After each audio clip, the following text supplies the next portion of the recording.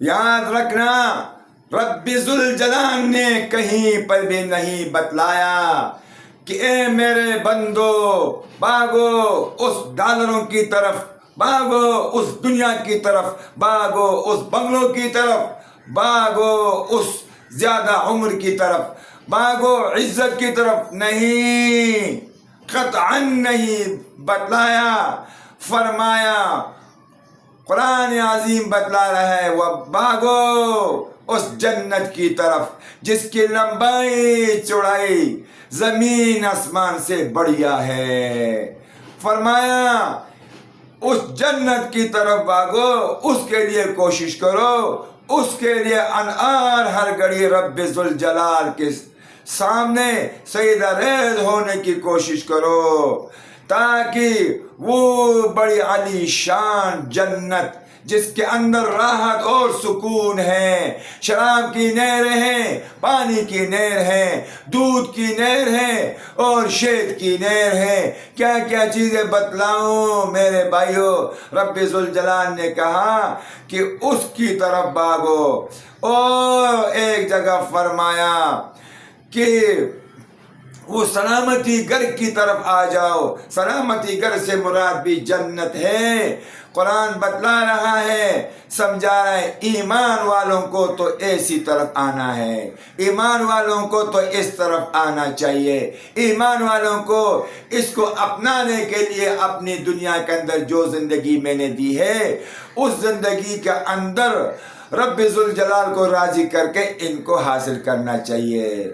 ہم چونکہ تھوڑے سے ذرا دنیا اعتبار سے زیادہ ہم لوگ جو ہے ہوشیاری کی کوشش کر رہے ہیں۔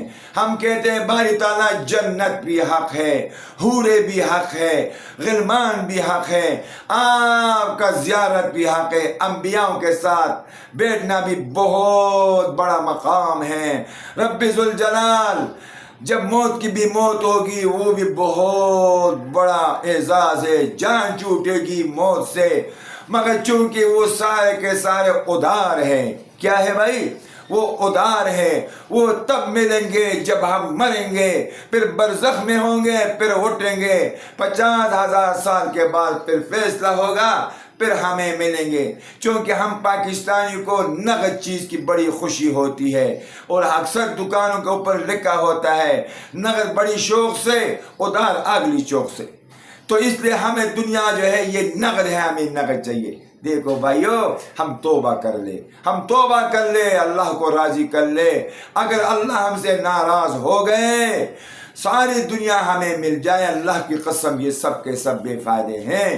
اس اللہ کو راضی کرنا سخت پانی سے زیادہ ضروری ہے، سخت بھوک سے زیادہ ضروری ہے۔ وہ اللہ کے ناراضگی کائنات کے ناراضگی ہے۔ میرے بھائیو، آؤ ہم توبہ کر لیں رب ذوالجلال کے سامنے، ہم ایک دفعہ پھر التجا کے ساتھ، درخواست کے ساتھ اس سے ہم معافی مانگے، اے باری تعالیٰ ہمیں معاف فرما دے، ہم جو ہے سب کچھ آپ کی طرف سے ملنے کے باوجود بھی ہم نافرمانی کی طرف جا رہے ہیں۔